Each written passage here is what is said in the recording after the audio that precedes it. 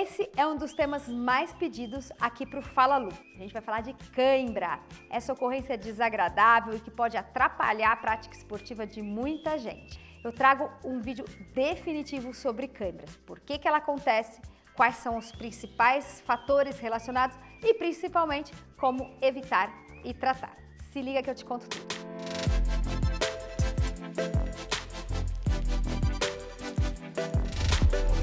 Oi, eu sou Lu Haddad, médica livre e docente pela USP e trago aqui um conteúdo sobre saúde, qualidade de vida e esportes, sempre baseados na ciência de forma descomplicada. O tema do dia é cãibra.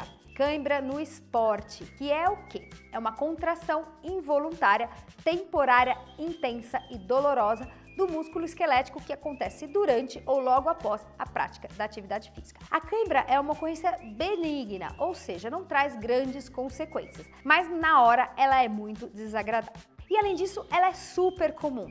Alguns estudos dizem, inclusive, que as pessoas vão apresentar episódios de cãibra pelo menos uma vez na vida, em 100% da população. O que a gente sabe é que entre triatletas, pelo menos 67% referem já ter apresentado cãibras em algum momento durante provas. Em maratonistas, essa ocorrência acontece em 70%. Tem um estudo bem legal feito numa maratona que mostrou a ocorrência de 1,2 casos de cãibra para cada 1.000 maratonistas, ou seja, é uma frequência muito alta. Por que acontecem as cãibras? Existem duas hipóteses que são muito discutidas aí na literatura científica ao longo dos últimos 100 anos. Primeira hipótese está relacionada à desidratação e distúrbios hidroeletrolíticos. Essa hipótese surgiu lá no começo do século, quando eles fizeram estudos em fábricas onde as pessoas trabalhavam por horas contínuas em ambientes muito quentes e úmidos e era muito frequente a ocorrência de cãibra entre os trabalhadores. Nessa época,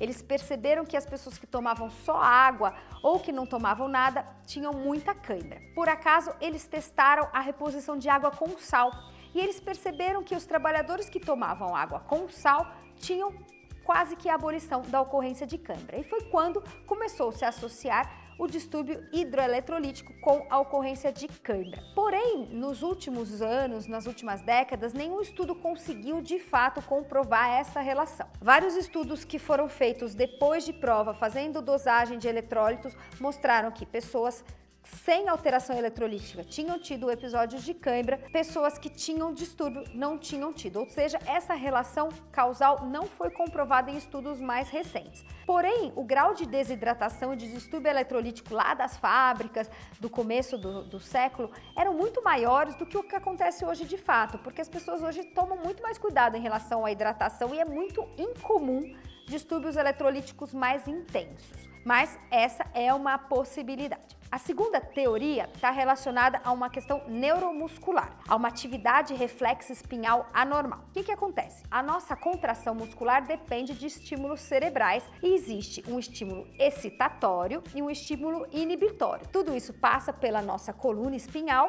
e inerva os nossos nervos, dizendo para eles se contrair mais ou se contrair menos. Durante a prática esportiva, principalmente muito intensa e muito duradoura, quando a gente já está em um estado de fadiga, esse controle excitatório e inibitório se perde e há um aumento da excitação e diminuição da inibição, o que leva com que aconteça a contração involuntária, que é a cãibra. Essa hipótese já foi testada em laboratórios, em animais, é provavelmente uma causa real e que está de fato relacionada à ocorrência de cãibra, principalmente naquele final de prova onde você está exausto, onde você já está no nível alto de fadiga e perde esse controle neuromuscular. De fato, o que acredita-se hoje em dia é que existem diferentes causas ou mais do que uma causa para a ocorrência da cãibra. Então, alguns casos podem sim ser distúrbios hidroeletrolíticos, outros são exatamente essa questão neuromuscular e pode ter inclusive associação de causas. Então,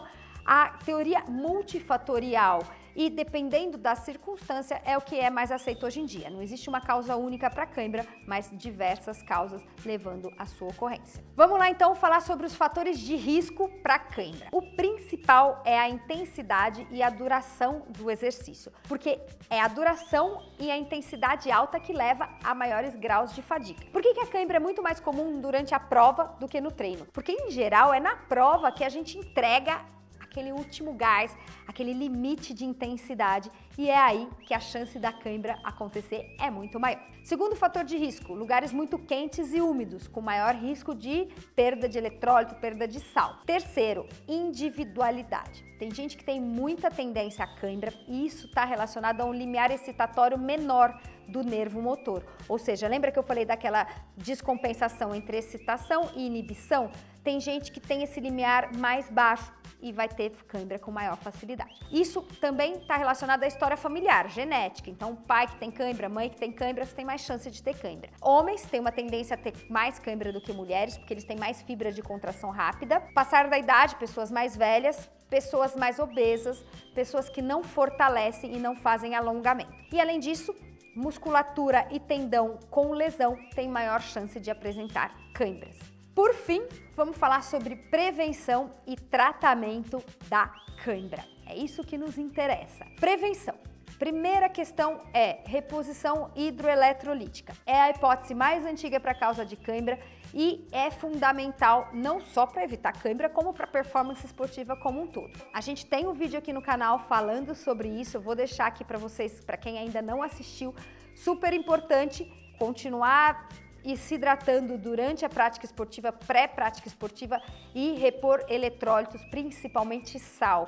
O distúrbio eletrolítico está muito relacionado ao sódio e pouco associado a magnésio, potássio e outros eletrólitos. O segundo está relacionado à questão neuromuscular, que é uma hipótese também muito forte para a causa de cãibra. Então, o condicionamento muscular é fundamental. Obviamente, quando a gente fala de condicionamento, a gente está falando de treino, mas a gente sabe que na prova a gente vai fazer uma intensidade muitas vezes maior que a do treino. Então tem 3 dicas que podem estar relacionadas à questão neuromuscular. A.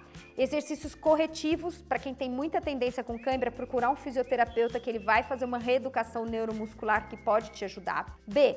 Massagem. A massagem pode alterar esse limiar excitatório, diminuir o limiar excitatório e reduzir a ocorrência de cãibra. E C, embora não tenha nenhum artigo científico comprovando a utilização dessas kinesiotapes, essas fitas ou meias de compressão, que há uma hipótese de que hajam em mecanorreceptores aí da nossa pele, diminuindo também o limiar excitatório. Então, tudo isso para prevenir a cãibra. Agora vamos falar do tratamento quando a cãibra acontece. A primeira ação, e é aqui empiricamente a maioria das pessoas já realiza porque é a que de fato funciona, é o alongamento. Então, o alongamento vai levar a uma inibição no órgão tendinoso de Golgi, não precisa decorar esse nome, mas quando a gente alonga a nossa musculatura, essa parte do músculo leva a uma inibição do nervo, e essa inibição do nervo diminui a sua contração e aí a cãibra para. Então a primeira ação é fazer o alongamento da musculatura que está com cãibra. Segunda ação, fazer hiperventilação de 20 a 30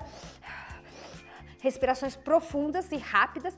Isso leva a uma redução da acidose respiratória e também diminui a contração muscular. E por fim, a última ação que pode ser feita durante a cãibra é o uso do que a gente chama de agonistas de receptores de potencial transitório. Para quem não sabe, são receptores que estão na nossa boca e que quando eles são ativados, eles levam a uma ação neuronal no nosso cérebro bem rápida e intensa, fazendo com que haja um relaxamento imediato da musculatura. O que funciona para essa ação nesses receptores? Substâncias que têm pimenta, que são picantes, então pode ser mostarda, pode ser a própria pimenta, pode ser o que eles chamam de suco de picles, que na verdade funciona com vinagre com picles e na verdade é a acidez do vinagre que traz essa ação. Quem quiser usar o suco de picles, a dose é 1 mg por quilo, é basicamente sal e vinagre. E essas substâncias, quando entram em contato com a sua boca, vão ter aquela sensação da pimenta bem intensa e leva ao relaxamento muscular. Todo mundo que já colocou pimenta bem forte na boca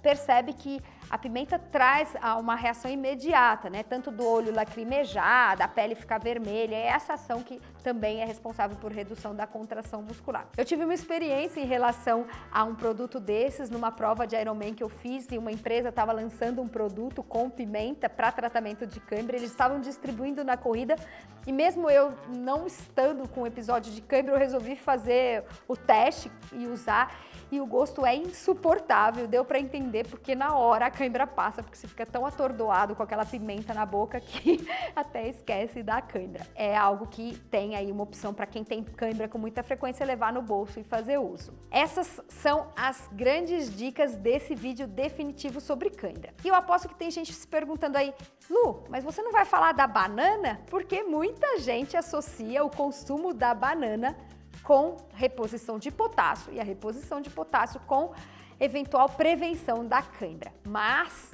sinto dizer que não. Primeiro, o potássio nunca teve associado com ocorrência de cãibra.